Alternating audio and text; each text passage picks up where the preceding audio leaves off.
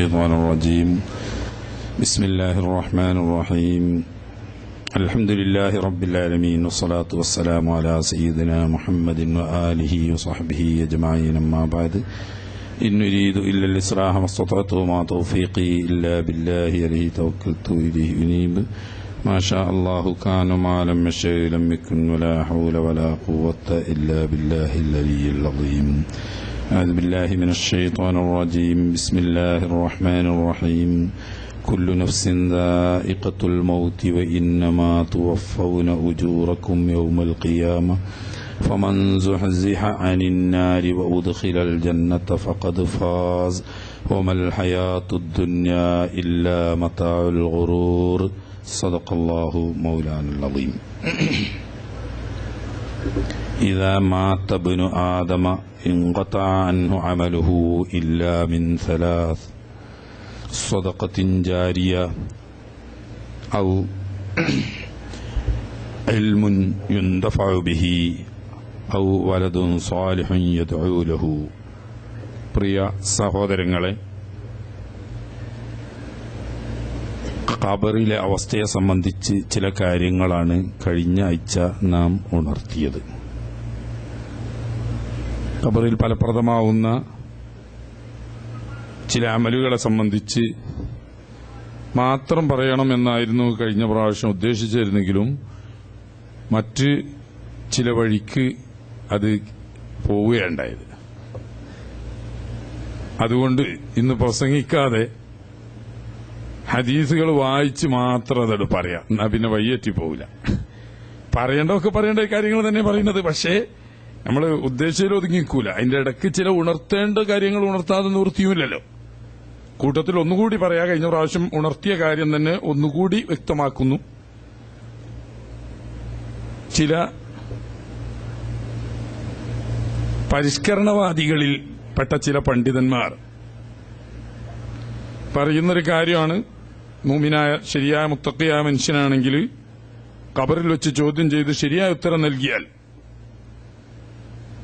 ഖബറിലേക്ക് സ്വർഗത്തിൽ നിന്നുള്ള വിരിപ്പ് വിരിക്കപ്പെടുകയും സ്വർഗത്തിൽ നിന്നുള്ള കവാടം തുറക്കപ്പെടുകയും ചെയ്ത് പിന്നീട് അവനോട് പറയപ്പെടുക നം കനൗമത്തിൽ അറൂസ്, മണവാളൻ മണിയറയിൽ ഉറങ്ങുന്നത് പോലെ നീ സുഖനിദ്രയിൽ ലയിക്കുക എന്ന്. വീട്ടിൽ പോയി കുടുംബങ്ങളോടും ബന്ധുജനങ്ങളോടും സ്നേഹിതന്മാരോടും തനിക്ക് ഈ ഖബറിൽ ലഭിച്ച മഹത്തായ നേട്ടത്തെ സംബന്ധിച്ച്, സൌഭാഗ്യത്തെ സംബന്ധിച്ച് സന്തോഷവാർത്ത അറിയിക്കാൻ കുടുംബത്തിലേക്ക് പോകാനുള്ള അനുമതി ചോദിക്കുമ്പോഴാണ് മലായിക്കത്തി പറയുന്നത് നം കനൗമത്തിൽ അറൂസ്, മണവാളനെ സുഖനിദ്ര പോലെ, മണിയറയിൽ സുഖനിദ്ര കൊള്ളുന്നത് പോലെ സുഖനിദ്ര കൊള്ളുക.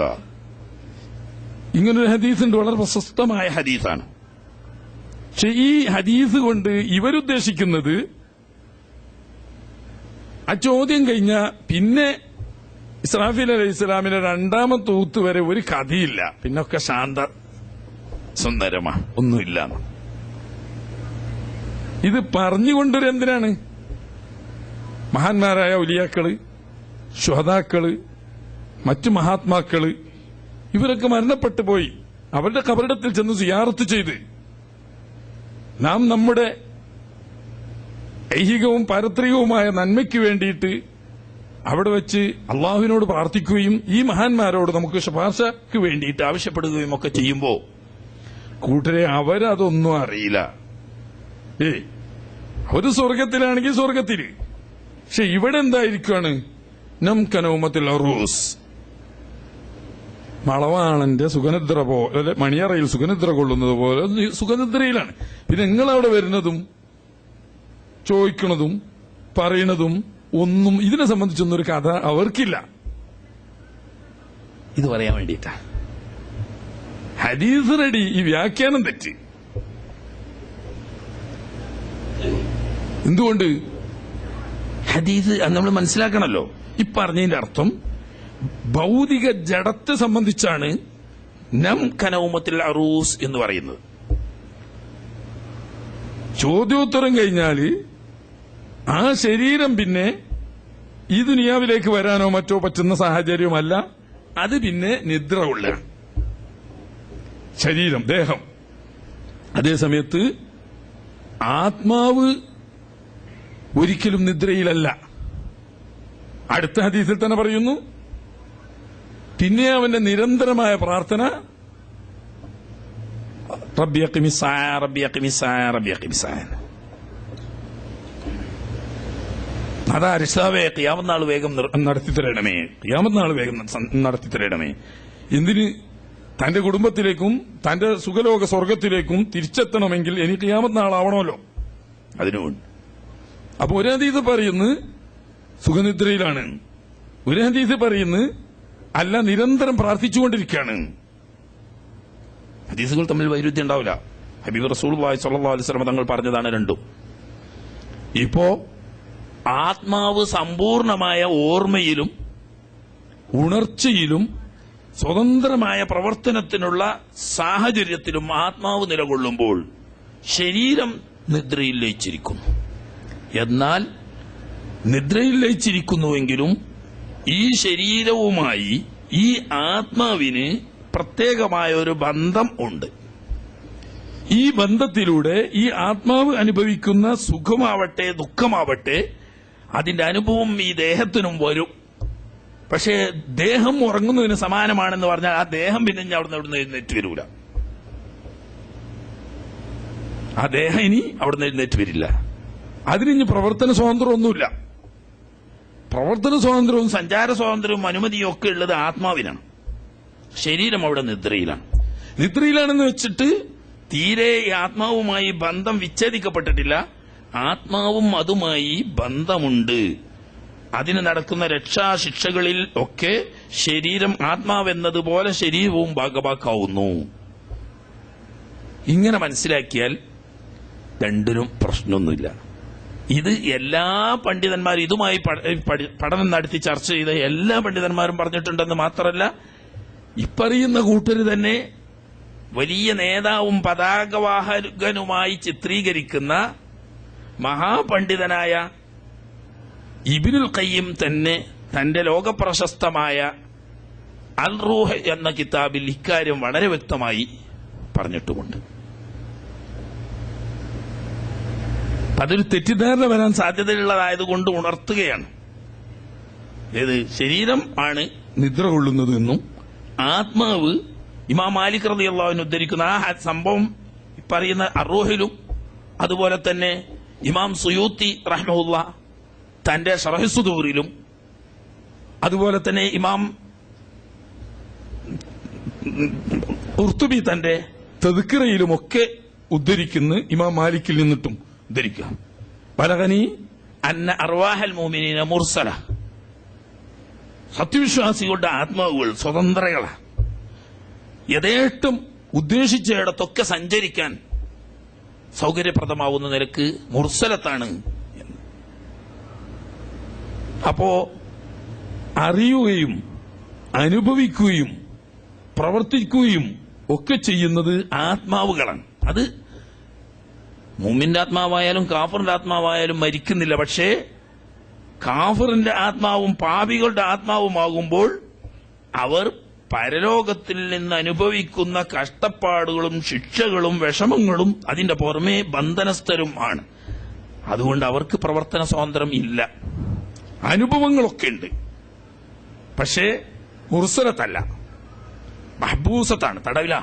അതേസമയത്ത് സത്യവിശ്വാസികളുടെ മഹാന്മാരുടെ ആത്മാവുകൾ മുർസലത്താണ്. അതിന് സഞ്ചാര സ്വാതന്ത്ര്യമുണ്ട്, പ്രവർത്തന സ്വാതന്ത്ര്യമുണ്ട്.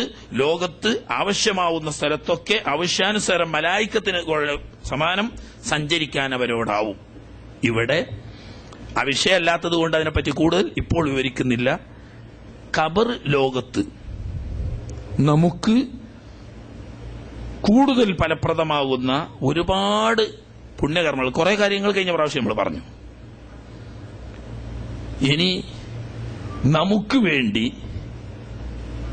നമ്മുടെ പിന്തലമുറക്കാർ ചെയ്യാൻ നാം പ്രോത്സാഹനം നൽകേണ്ടതും നമ്മുടെ മുൻതലമുറയ്ക്ക് വേണ്ടി നാം ചെയ്യേണ്ടതുമായ കുറെ കാര്യങ്ങളുണ്ട്.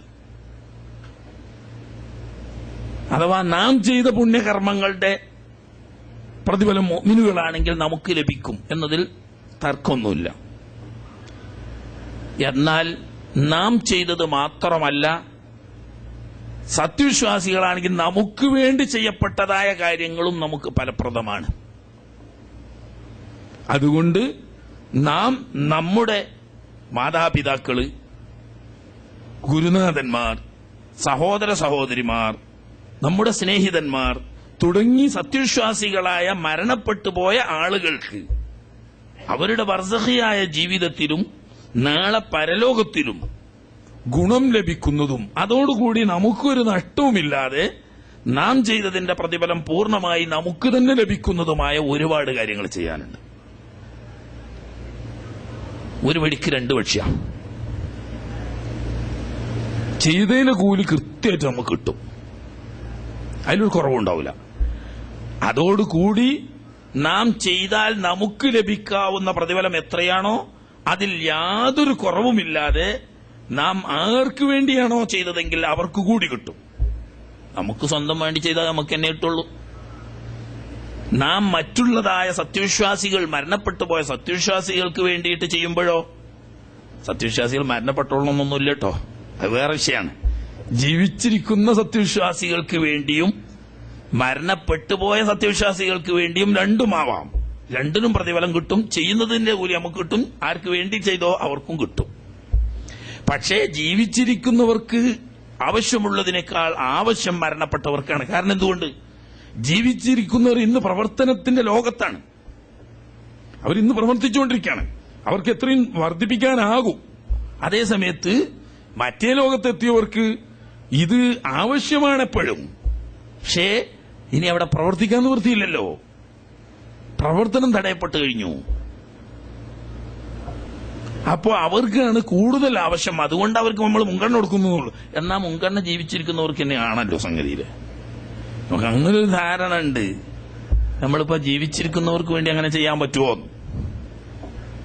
ദ്വാരക്ക കത്തോതി ദ്വാരക്ക ആരെ? ജീവിച്ചിരിക്കുന്ന വാപ്പാക്ക് വേണ്ടിയിട്ട്. അത് പറ്റുമോ? എന്താ മരിച്ചുപോയ വാപ്പാക്ക് വേണ്ടിയിട്ട് കത്തോതാൻ പറ്റുമോ? ഓതി ദ്വാരക്കാൻ പറ്റുമോ? ഓതുക കുറച്ചൊരു കൂലിട്ടോ ഇല്ല എന്നുള്ളൊരു തർക്കമുണ്ടെന്ന് നമ്മൾ പറഞ്ഞ പ്രസക്തല്ല. എങ്കിൽ പോലും അത് വെറും ഓത്തിനെ പറ്റിയ ചർച്ച. ദുആ ചെയ്താൽ കിട്ടുമെന്നത് മുസ്ലിം ഉമ്മത്തിന്റെ ഇജ്മാഅാണ്. എനിക്ക് മുമ്പ് മഹാനായ ഇ.കെ. മുസ്ലിയാരോട് എനിക്ക് സംശയം ചോദിച്ചു, ഉസ്താദെ ഷാഫി ഇമാമ് പറയുന്നത് ഓതിയതിന് കൂലി കിട്ടൂല എന്നാണല്ലോ. അപ്പോ ഉസ്താദ് പറഞ്ഞ്, എടാ സുന്നികൾ ചെയ്യുന്ന ഇജ്മാഉള്ള അമലാണ്. എന്താ സുന്നികൾ ചെയ്യുന്ന ഇജ്മാ? ഫാത്തിഹ അത് വരക്കലില്ല, അത് വരക്കലുണ്ട്. യാസീനോദി അത് വരക്കലില്ല, അത് വരക്കലുണ്ട്. ഖത്തോദി അത് വരക്കലില്ല, അത് വരക്കലുണ്ട്. ദ്വാർന്ന കൂലിട്ടെന്നുള്ള ഇജ്മാഅല്ലേ? മുസ്ലിം ഉമ്മത്തിൽ കഴിഞ്ഞുപോയ ഒരു പണ്ഡിതനും ദ്വാർന്ന കൂലിട്ടൂല പറഞ്ഞിട്ടില്ല. സുന്നികളുടെ അമല് ഇജ്മാഉള്ള അമലാ ചെയ്യുന്നത്. വെറുതെ ഓതികാണ് മുസ്ലിം കൂട്ടി വെച്ച് പോരുന്ന സുന്നി ഉണ്ടോ? ഇല്ല, ആരും ഇല്ലല്ലോ. ഓതിയാ കിട്ടുന്ന മാസേനെ ദ്വാരക്കോ നമ്മള്. ദ്വാരന കിട്ടുന്നുള്ള കാര്യത്തിൽ ഇജ്മാഅാണ്, മുസ്ലിം ഉമ്മത്തിന് ആർക്കും തർക്കമില്ല. അപ്പൊ പിന്നെ തർക്കമുള്ളതിനാണ് ദ്വാരക്കാതെ ഒരാള് ഒരു ഫാത്തിഹ ഓതിയിട്ട് ഇങ്ങോട്ട് പോകുന്നു, അത് കിട്ടുമോ കിട്ടൂലേ? അല്ലെങ്കിൽ ഒരു യാസീൻ ഓതി, ദ്വാരനൊന്നും ചെയ്തില്ല, യാസീൻ ഓതിയിട്ടുണ്ട് പോന്ന്, എന്നാ കിട്ടുമോ കിട്ടൂലേ? എന്താ ഇപ്പൊ പ്രശ്നം? യാസീൻ ഓതിയിട്ട് ഉമ്മാന്റെ പേര് ഇതായിരുന്നു, അല്ലെങ്കിൽ വാപ്പാന്റെ പേര് ഇതായിരുന്നു, അല്ലെങ്കിൽ മരണപ്പെട്ട ഏതോ മൂമിനായ മനുഷ്യന്റെ പേര് ഇതായിരുന്നു. അതിൽ മുസ്ലിം ഉമ്മത്തിൽ ഒരു ഇമാമിനും തർക്കമില്ല കുരുട്ടെന്നുള്ള കാര്യത്തില്. വെറും ദുആ ഇല്ലാതെ വെറും ഖുർആനോത്തിനെ പറ്റിയാണ് തർക്കം, അത് തന്നെ കിട്ടൂന്ന. മറ്റു മൂന്ന് ഇമാമിങ്ങൾ പറയണ അത് തന്നെ കിട്ടൂന്ന. ഷാഫി ഇമാമിനും ഉണ്ട് അഭിപ്രായം. ഇങ്ങനൊരു അഭിപ്രായം ഷാഫി ഇമാമിനെ തൊട്ട് ഉദ്ധരിക്കപ്പെട്ടിട്ടുണ്ട്, അതിന്റെ ഓത്തിന്റെ കൂലി കിട്ടൂല. എന്നാൽ ഇമാം ഷാഫി റളിയല്ലാഹു അൻഹുവിനെ പറ്റി വളരെ പ്രശസ്തമായ അഭിപ്രായം ഉമ്മിൽ തന്നെ പറഞ്ഞതായി ബഹുമാനപ്പെട്ട ഇമാം നവവി പറയാണ്. ഇമാം ഷാഫി തങ്ങൾ പറഞ്ഞത്, മുഅ്മിനായ മനുഷ്യനെ ഖബറടക്കി കഴിഞ്ഞാൽ, അതല്ലെങ്കിൽ ഒരു മുസ്ലിം ഖബർസ്ഥാനിൽ നിങ്ങൾ പ്രവേശിച്ചു കഴിഞ്ഞാൽ, ഫാത്തിഹ സൂറത്തും അൽ ബഖറയുടെ തുടക്കത്തിലുള്ള 5 ആയത്തുകളും ആയത്തുൽ കുർസിയും ആമനർ റസൂലും ഓതി ദുആ ചെയ്യണം. ഒരാൾക്കൊരു ഖത്തം മുഴുവനും ഓതി തീർക്കാൻ കഴിയുമെങ്കിൽ അതാണ് ഏറെ നല്ലത് എന്നാണ് ഇമാം ഷാഫി റളിയല്ലാഹു തആല എന്ന് പറഞ്ഞത്.